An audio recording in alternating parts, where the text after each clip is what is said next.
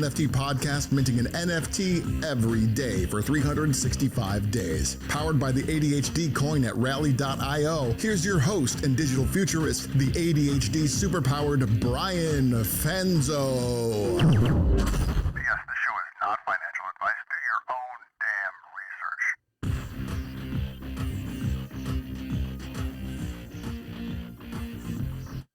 As always, do your own damn research. We preach do your own damn research on episode 1 of the podcast. And now, of course, we are still preaching that on episode 400. This is episode 400 of the podcast. We had not only a wild ride in season 1 with the 365 episodes and 365 days, but we took on an equal kind of wild feat here in season number 2, where we were pushing out 3 episodes a week. We have some new co-hosts with us here on the show. Big shout out to all of them for coming on the journey. We also have a couple other podcast kind of specials. Like we created some special content where you get to follow the journey of the Galactic Gaylords with Austin and their team, who just actually minted their first world. And as they kind of go through that journey, you'll hear more about them in the near future. And of course, we've had a lot of great interviews. And on this episode, I wanted to kind of focus on kind of my take on the future, of Web3, of the little bit of the NFT side. I was looking back, and I'm pretty proud of the last couple episodes that we were talking about use cases, right? And there's an episode with Travi and I kind of breaking down music use case NFTs and also one-of-one art NFTs. Then we talked, we even talked, some different, we had some interviews with A-Lift from Ape Liquid. We, of course, had an interview with Ben from the Killer Bears and talked a little bit about, their use case and their background. And I have to say, to say it's been a wild ride since, we launched the podcast 400 episodes ago would be just, the most the understatement of the year as far as wild rides go. And for me, everything from not really sure that we were going to make it to Christmas to holy hell, I guess we made it to episode 62. I guess we're going to just keep on going with this thing, right? And then, of course, we go through, what was the bull run. And as the bull run decides to start to pull the pedal back a little bit, my wallet gets compromised. And then we dealt with the wallet compromise for a couple months. And then we went through some of the phases and the different things in this space. And I will say, if you go back and listen to some of the interviews that we did early on in season 1, there are some really amazing advice in there that nobody took. And I say that because the truth of the matter is when things were going right and everything is mooning and all these moving parts, when we hear things like use a ledger and you're like, yeah, I know I need to use a ledger, but dude, I'm minting NFTs every day and I'm flipping NFTs every day. What? I'll get to that ledger thing a little bit later, right? Or we hear things like you need a business model to be long-term successful. And we're like, yeah, but what about Bored Ape? And what about CryptoPunks? And what about, Animice? And what about, these different projects and these different people? And we often had a reason to say hey, there's all these exceptions. We understand that, these can't be just JPEGs and that utility can't be just vanity. And we also, kind of recognized throughout this entire journey that, there was also, these rug pulls. And I've preached since, I might have actually said this in episode 1 and someone can go back and fact check that actually if I did say this in episode 1, but I said one of the beauties of, technology and innovation is that we have the ability to set the culture. We have the ability to redefine what it means to be successful. But we also have to realize that since the beginning of time, since the very first innovation that has ever existed, bad people doing bad things and people using technology and innovation to take advantage of people has always been there and will always be there. And we have a choice to make, right? Do we make that the highlight? Do we make that the focus of what we care about? Or do we realize that we can't let those bad people and those bad things, take advantage of us or stop us from doing the things that we want to do or we believe that can be done? And I think the truth of the matter is a lot of that sounds really nice, Brian. Woo, sunshine, rainbows, unicorns. We all come together, kumbaya, and we snuff out the bad guys by just doing nothing but good. But the truth of the matter is that we also live in a world where business drives a lot of the decisions and a lot of things that exist in this space. And so when you look at innovation, you look at changes in products and services, like, many of us are struggling, right? Like, how the hell has MetaMask not improved their user experience, right? Like, when I got into this space, back in the early 2021, MetaMask pretty much looked exactly the same. Yet we know that most people that are exploited are interacting in their MetaMask, yet MetaMask hasn't had an update to their UI or their UX in a good while. And yes, they have a couple more pop-ups. And yes, when you onboard and start your wallet with a MetaMask, it is a little bit easier of an onboarding. Like, their wizard is pretty nice. But the truth of the matter is, like, they are still the kings of the wallet, right? Like, how many other, I'm going to guess a majority of my listeners that are listening here, you probably couldn't even name other than one other wallet that exists. Like, they cornered and they own the market. They, just like Ledger, right? Ledger owns the hardware wallet market right now. Like, yes, there's Tezos. Yeah, I can name 4 hardware wallets. I can name 4 software wallets, right? I actually have 4 software wallets because I always want to be in tune with where, different ways people are using different wallets, different things that are out there. But the truth of the matter is, when companies like this that are making money, right, that are monetizing, if they're not like influenced, if we don't give them a reason, or they're not pushed to make changes, they're not going to make changes. That's just the even if we know and they know that it might be for the betterment of the product and service, it just goes down the list on priorities. And the reason I say all that is because we also have to realize that, like, what are the priorities of the NFT Web3 space when the world around us has a lot of things going on right now? Like, we are in a recession. I was hearing this weekend about, the housing market and where that's going, where that's currently existing, right? We have not only wars going around, the world that we are also dealing with, but, earthquakes happening in certain places. We have people losing their jobs on a regular basis, both in Web 2 and in Web 3. And so part of the thing that we also just have to look at in the future of this space is that if there isn't things that are making people money, if there aren't value and reasons for people to use this technology, I don't blame people for not using this technology. And so, like, when I think about where we've gone in these first 400 episodes of the show, part of it is, like, I still believe in NFTs. I'm bullish as hell on the blockchain and what it presents us as opportunities. But the truth of the matter is, we also have to take a step back and recognize that there are people that are not only struggling to put food on the table or to pay their next bills, but there are people looking at ways to scale their business, or how do they handle things now that they don't have as many employees as they might have had before, or maybe that healthcare became more expensive, especially here in the United States. And part of that means that some of the decisions that we're going to see made in this Web3 arena are things that we're not going to agree with.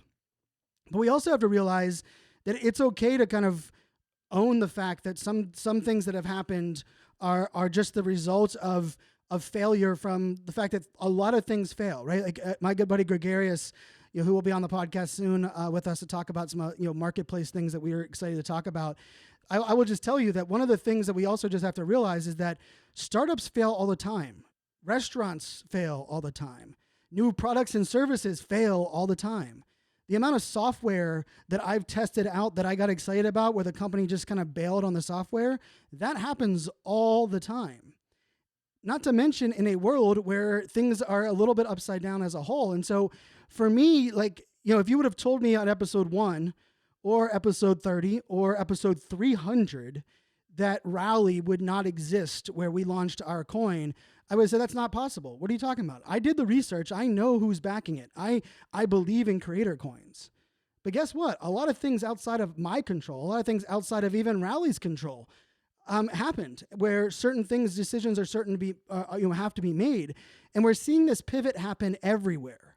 I mean, who would have ever thought that Facebook was going to switch their monetization play to say you have to pay for a verification check mark, and the only way you get Facebook customer service is to pay for it? But Facebook just announced that in the last 48 hours.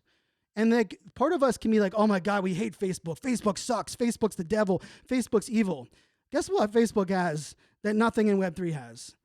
Like 3,000x the amount of people. I don't even know, but 30,000x the amount of people, right?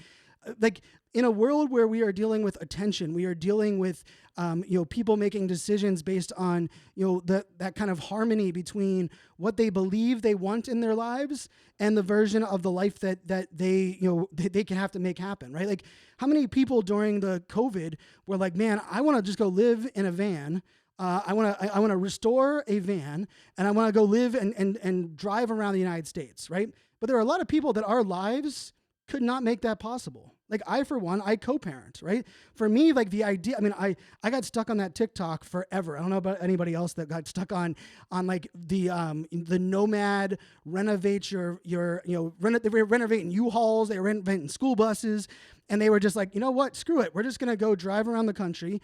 We're going to, work remote via our laptops and we're going to see the country. And I was like, man, that is amazing. It's such a cool concept. Like, I just think it's such a beautiful thing because we too often, we keep putting off things that are important, like seeing the world or I lived in Arizona for 9 years and I kept saying, well, one day I'll go see the Grand Canyon, but the Grand Canyon's like next door to me. So I'll just go see the Grand Canyon whenever it makes sense. Well, guess what? I moved away from Arizona 6 years ago. I still haven't seen the damn Grand Canyon, and I understand it. It's a giant hole in the middle of the United States here.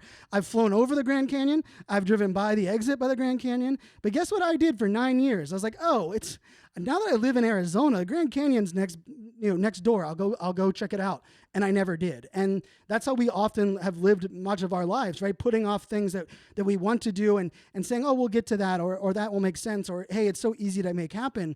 And the reason I bring all of that up is right now there's a lot of conversations around like what the marketplaces are doing, right? And I have a whole lot of opinions on Blur and OpenSea. And just to be very clear on my view, I don't want anything to fail in this space because anything that's failing right now in this space hurts all of us.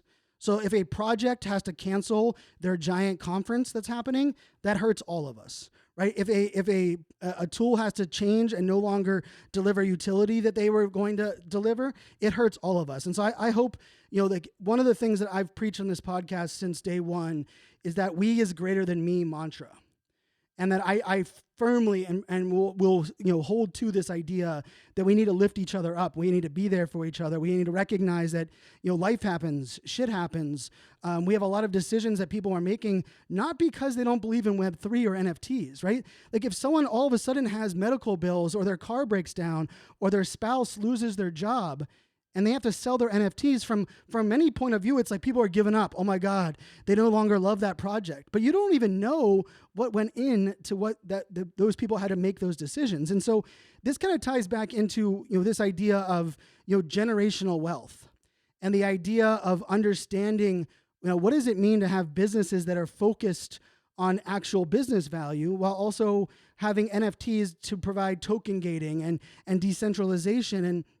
And I will say, I think of the 400 episodes, if I look back on kind of some of the through points and some of the things that I want to lean into in the future, part of this is that we all love and believe in community, but community doesn't pay our bills. Like last time I checked, you can't say like, hey, I am part of this amazing community. So landlord or bank, can you cash that in for me? Because this community is worth millions of dollars, right? And so there's some fundamental components of life that I think we overlooked in this Web3 NFT space. And yes, we could believe in the need for decentralization. And I am bullish on the idea that I do not believe that we need to have any one entity owning and controlling our data. I believe we should be stewards of our data. We should be custodians of our own ownership. But that doesn't mean that everything can be decentralized or that everything can live without any version of control. But I also am a big believer on decisions on censorship should be made by us as the consumers, not by the platforms we use or the people around us. And that if people want to consume a certain type of content, they should have the ability to do that. And you should have the ability to opt out of it or to block that type of content if that's up to your so choosing. But the truth of the matter is, as much as we might love Web3, and I know many people joke that this podcast was probably poorly named because I don't talk NFTs a lot, always, right? I talk a lot about mental health. I talk a lot about business. I talk a lot about creator life. I talk a lot about just the importance and where we're at as a society as far as what does this all mean in a bigger picture. I talk about AI, right? Like I love where AI is going in here, and a lot of those things aren't directly related to kind of the Web3 and NFT space, because for me, here's the truth: I don't care if it's Web3, Web4, Web2. I believe in empowering great people to do great things. I believe that there are way too many amazing artists, amazing musicians, talented teachers, chefs around the world that can make a big impact on the world, but they just don't have the audience. They don't have the ability to monetize. They don't have the ability to grow the people around them. I am still bullish as all hell on the creator economy and the idea that we can build an economy around our top 1,000 fans, and that we don't need to go viral, and we don't need to make a lot of these things that existed before be the only way that we grow. But the truth of the matter is, sometimes we just have to recognize that, yes, I know we say it, that we're all early, but being early doesn't usually often lead to financial wonders. The 100x Bored Apes that exist. My very first episode of the podcast, for those that remember episode 1, I talked about trust, and that just because someone has a Bored Ape as their PFP profile does not mean I trust them. Does not mean they even know why they have what they have, right? And we've learned that lesson the hard way. I mean, I was in a Twitter space the other day with a founder who started off the conversation by saying they haven't bought an NFT in a long while, and they don't really pay attention to other projects.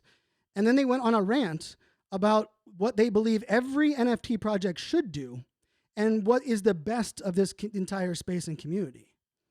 And I was like, wait a second, you just said that you're doing an amazing job head down in your project and kicking ass and taking names, and your community is amazing.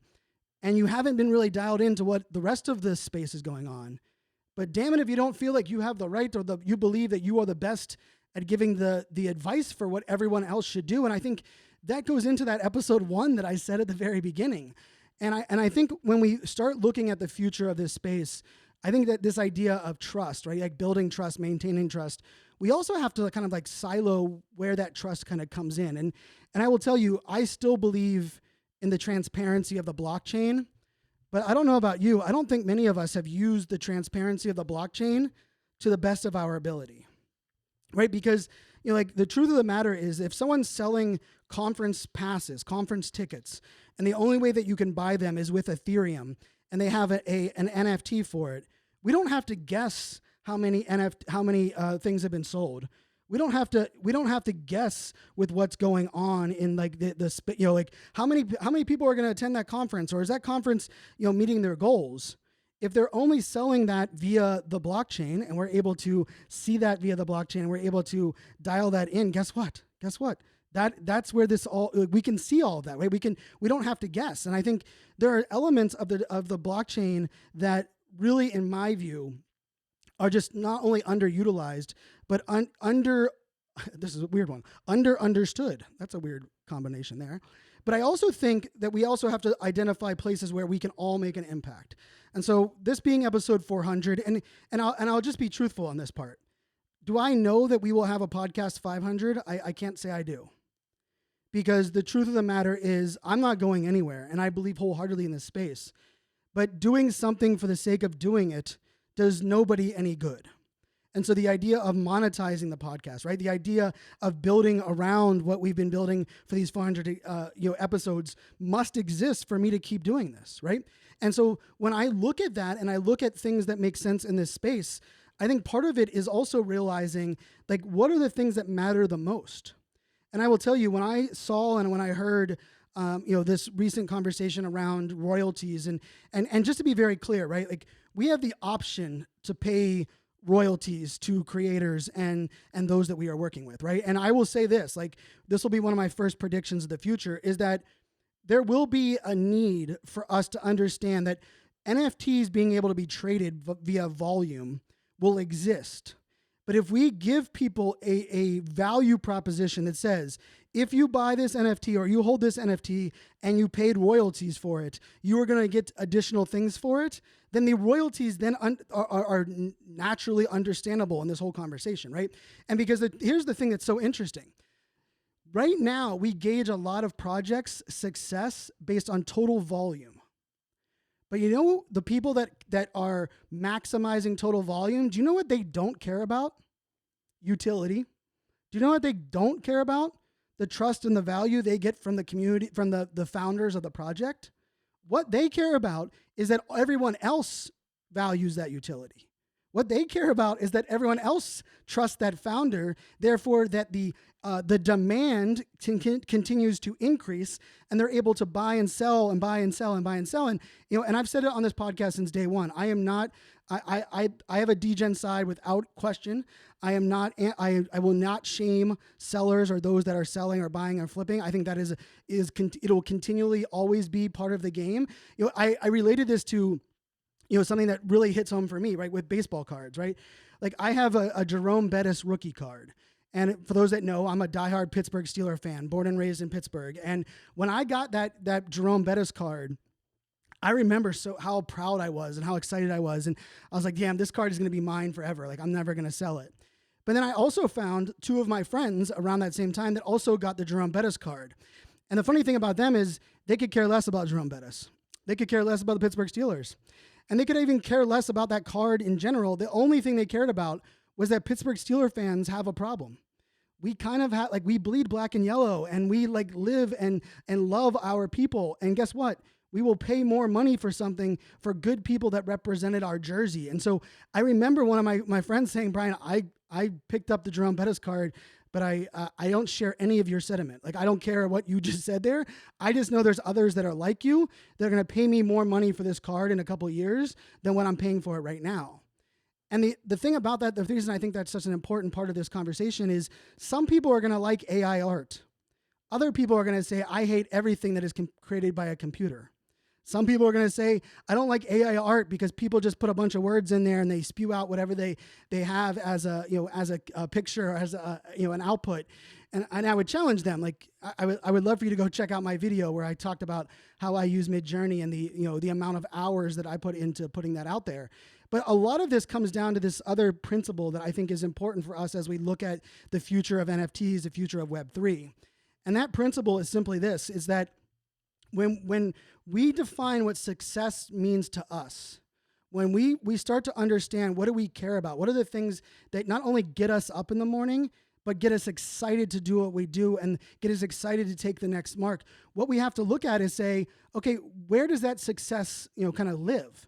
And I will tell you, there are a lot of people that invest in the stock market that understand that the stock market and the lack of control and the lack of parameters that are over there, has created that to be a wild, wild west. Yet they also can look at, those same people can look at cryptocurrencies and say, there's a lot of, lack of, stability, and there's this uncontrolled asset class and the understanding about stable coins and this uncertainty about regulations in the future. And I will just say that the other part of this that we just have to realize is that we have to change. We as a Web3 culture have to change, because we will not onboard the masses. We will not reboard those that we lost. And we sure as hell will not bridge the gap and create that hybrid experience between Web 3 and Web 2 if we are stuck in our own ways. If we are committed to being what we realize doesn't work in every scenario. And so as I look at the future, as I look at where this is going beyond episode 400, right? And and I hope that we're here for episode 1000, right? Like I don't have any plans of leaving or shutting this thing down, but I also know that there are, there's only a certain amount of time in the day, and there's only a certain amount of things that we can do. And we had a bunch of brands reaching out to us to sponsor the podcast. And let's just be very clear, reaching out to us, right? Like cold reaching out to us to be a part of this. But then we also know that people get cold feet and the market changes and people just, their decisions change. And so when I look at the future past, episode 400, we have to start dialing in what are the things that make money? What are the things that accomplish the goals that we want to accomplish?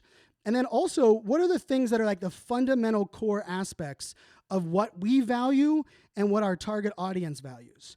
And so the thing that I think is so important for us all to recognize, for us all to believe in, for us all to kind of own, is the fact that right now where we are at as a society, where we are at as a culture, there's a lot of change that's going to happen. And I know people talk about there's going to be a lot of projects that are going to fail. Well, guess what? There's a lot of startups that are going to fail.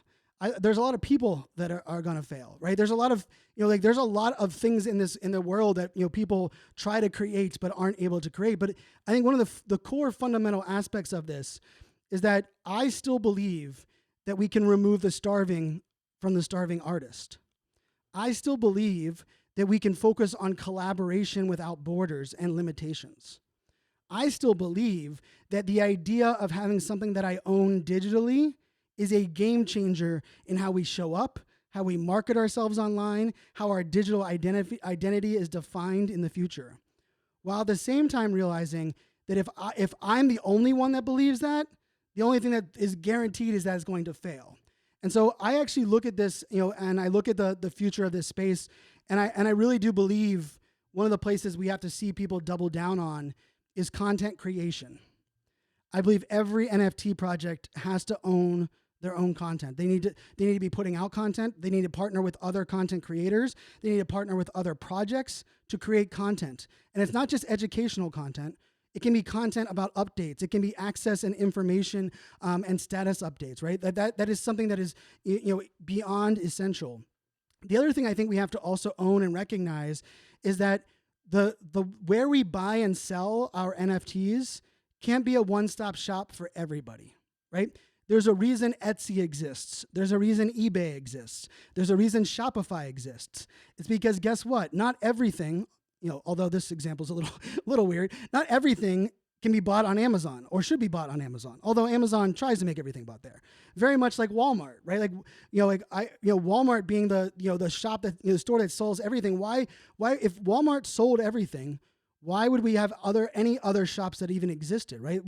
And I think in this space in Web3, one of the things that we just have to own is that, if we believe in art and empowering artists to have these royalties and be able to remove the starving from the starving artist, we can't make that art, that NFT exist and be the home on the same place that we believe in buying and selling NFTs for value, or the same place that are memberships, or the same place that are music and whatever, that piece of that, matters at a bigger picture. The other thing that I'm excited about for the future, and I think this is where I think we as a culture and a community here need to start to just kind of own and recognize, is that, the power of the smart contract is really misunderstood. The idea that we can create things via code and put them onto the blockchain that is immutable, you can't erase it, you cannot edit it, that will automate things to happen based on if this, then that statements, is really, really powerful. The idea that you don't have to trust somebody that's going to reward you if you know that in the smart contract, it says, based on you doing these things, we will grant you this, right? And I think that to me is one of the places that we also have to kind of just own, right? We're going to see smart contract simplification, smart contract education, I think, come to the masses.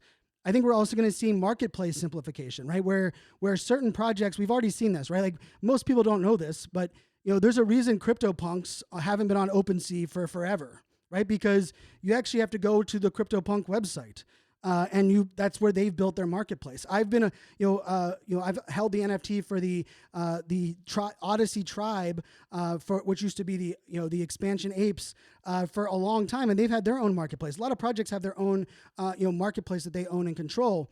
But I think beyond that, the piece of this that worries me, and it's not all sunshine and rainbows, is that the more complexity, the more silos that we create in this space, the harder it is for new people to find the value or to be onboarded into this space. Yes, I believe big projects are going to pivot and start to understand their business model a little bit better. But what about those middle projects? What about those medium to large or medium to small NFT projects? What about those people that have been building a project for the last 9 months? I know one of them, who is a dear friend of mine, he just let me know over the weekend that he's just decided he's going to put his whole project on hold. And I will tell you, I'm not an advisor on the project. He has his own set of advisors. He's been working on this project for almost a year. And I believe the project and the value proposition exists, and it's actually pretty badass. His problem is the other side of his business has taken a hit. and he's had to shrink some of the resources. He's had to let go of some people on his other business that was going to be able to fund the year, 2 years, 3 years of this project. And so he's having to make decisions on not launching an NFT that really don't have anything to do with the NFT space, have a lot more to do with the other aspects that are around us. And so, for me, I think we also just have to own that, mental health is also a big place in this space. And I really think it's a struggle when we think of everything that we buy as not just what the value is that we get for buying it, but how much we can sell it for. And I say this all the time, but like there are thousands of things that happen in our lives every month that we purchase without wondering how much we can sell it for. And that when we purchase it, we think about that value that we're going to get for holding it, and we'll probably throw it away or never use it again. And that can also add stress. But in a world where we are oftentimes, even if we think, man, this is amazing, I'm loving this community, I love the value they're providing, we're doing webinars, they have a game that they're building that we're a part of. If we are still measuring that like successful decision based on the floor price, and we're all guilty of this, I've been guilty of it. Projects that I love, I'm like, man, this project's amazing. And then one day I go and refresh my floor app on my phone, and I'm like, man, project's down 30%. I wonder if I should sell it. I wonder if I should sell this NFT. And like, wait a second, the day before I was so happy and proud about what this project meant and where it was going. And then all of a sudden, out of nowhere, how we are impacted by external factors in this space has to change. We have to really change how that goes. And then the last thing I wanted to say on this episode, of the podcast, and we're gonna keep it right where I always try to keep every episode. For those that are new, every episode is attempted to be 15 minutes long, and no episode is ever shorter than 30 minutes long. And I think on average we're right at like 41 minutes here on average of the podcast. So just know, I've been trying to make these episodes 15 minutes for 400 episodes in a row, and I haven't really been able to achieve that side of this. But the part I also want to just kind of take this into is, I will tell you, I found a different side of me that I didn't know existed when we started the podcast 400 episodes. And most of you know that, I thought of myself as artistically challenged. The idea of creating art, in any form, right? Actually, even the idea of being a creator other than a content creator to me just seemed foreign and something that would never be in my wheelhouse. But of course, over the last 9 months, I discovered AI art. I've been able to create AI art, been able to dive in and lean into this space. And I will tell you, it also opened my mind to another side of the Web3 NFT creation. Because part of the beauty of musicians and artists, and we've heard this forever, right? Like some of the best bands in the world, they'll say that like their music is great or their music was great because they weren't driven by some music producer or to be popular on the radio, right? What they were driven for was actually to create their best music, the things that they love, right? There are bands that stayed to be indie bands because they didn't want to have to create music for the man, right? Or whatever that may be. And I will tell you, the more that I started to recognize that like this art creation was more about me and less about everyone else, the more I've like leaned into this concept of AI art and the idea of putting my art out to the world. And, I know imposter syndrome is something that many of us struggle with. And when I started thinking about imposter syndrome, I thought, what kind of art would represent imposter syndrome to me? And then I spent 3 full days going through and building out what I thought to me imposter syndrome meant. And to me, it meant the idea that, we are all beautifully unique and that we all want to, do our very best. But we also, for many of us, struggle to realize our own place in this, entire world. And like, why the hell would someone listen to me? Yet at the same time, most of us can say that we're very proud of the person that we are or who we represent. And I was able to create a piece of art and that we have it, I turned it into an NFT and there's 11 of them up there on Known Origin that represents to me what imposter syndrome means. And interestingly enough, just to make this very clear, 400 episodes on this podcast, right? This is my 8th, well, technically, I guess 9th podcast now. We have the Getting Started with NFTs podcast that is out there as well. I still have imposter syndrome on a regular basis. There are plenty of days where I don't want to talk about a topic because I'm like, you know what? All these people that are smarter than me already talked about that topic. Why the hell should I talk about it? There are plenty of days where I'm like, you know what? I just made 2 bad trades in a row. Why the hell does anyone listen to this damn podcast when I just made these mistakes? When I just, I got my wallet compromised. Like, oh my God, I'm the guy with a cybersecurity background and I got my wallet compromised. Why the hell would anybody listen to me? And I will tell you that struggle is real for everyone. But the truth of the matter is we also have to find ways to get over it and find ways to push through. And for me, one of those outlets has been this idea of AI art. And the idea that not only can I create it for myself, but I can now put it onto the blockchain and others can buy it and own it and put it in their wallet and make an impact on them. The other thing that it's allowed me to do is to recognize and just appreciate what artists go through. And I guess that's where I want everyone to kind of put your mind on is that, NFTs can represent many things, right? They can be tokens that are gated for membership. They can be tokens that are gated for access to information or community or content. But they can also just be the beauty of art. And art and music, I can't imagine a world without music. I can't imagine a world without art.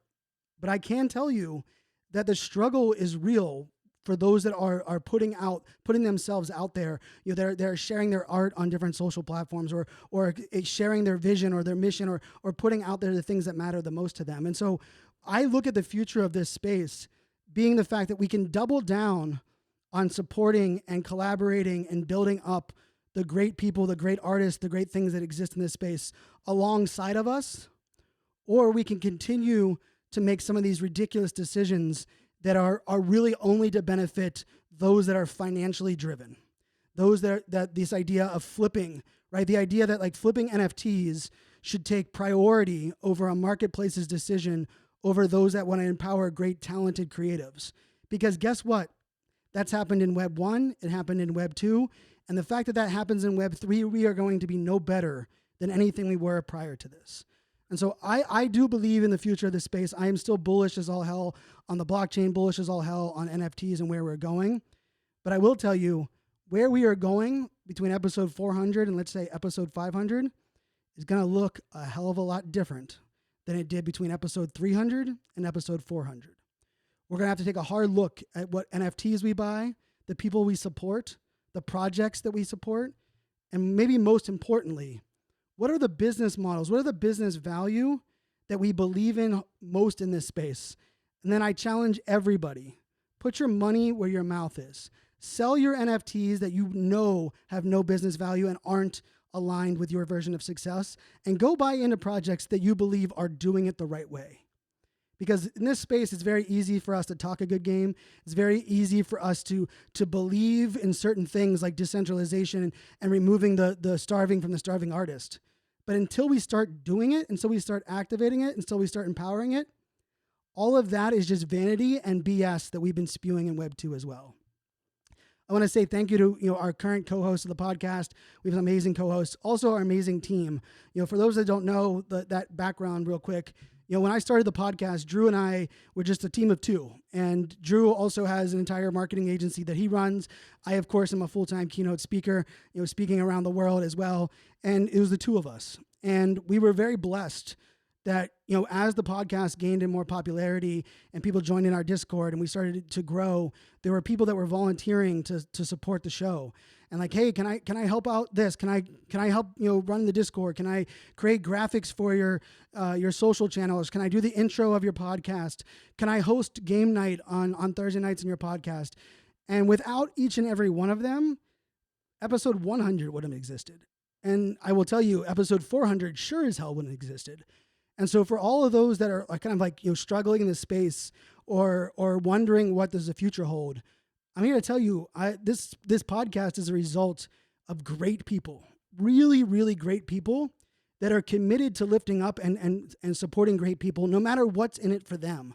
And so I do have to say thank you to all of those that not only supported the show as a team member, supported the show as a listener, supported the show as you share it out. I know many of our listens, they don't come because we're great at marketing. They exist because some of you are listening to the show and you're like, you know what, this is a great episode that somebody in this Discord would listen to. Or, hey, this is a great episode. I'm going to share it in my private Facebook group with a bunch of thought leaders that would open their mind to what's possible. And so, we are celebrating definitely episode 400 and we have a long way to go. I'm sure we will celebrate episode 420 next because, puff, puff, pass. And we can do that in our own special way once we hit 420. But I will say, just as a mile marker, and as I kind of get a little nostalgia on this whole journey, 400 to me is just it is another episode in a way, because I still feel like we have so much work to do and so much things to learn and so many people to grow and things that we can amplify and ways that we can do this all better. But I also know that, we're not alone on this journey, and that it is the fundamental core aspect of this show that, we are greater than me. And so thanks everybody for listening. Thanks for being on this journey with us. If this is your first episode, thank you for being here. I just know that we also created this podcast with an evergreen content in mind. I believe it was episode 2 when I said, you're not going to hear me talk about news and breaking news every episode, because I want people to go back and able to listen to other episodes. And so you could go back right now and listen to episode 30 or episode 22, and I can promise you there's going to be value in there, and it's not going to be related just to the time and the space. But I also know that doesn't work for everybody, and we're going to continue to push on, continue to innovate, and hopefully continue to push on some new content, some new format, maybe even some new sponsors that we have that will come on board and help make all of this possible. So until tomorrow, my friends, or until the next episode, make it a great day. Cheers, everybody.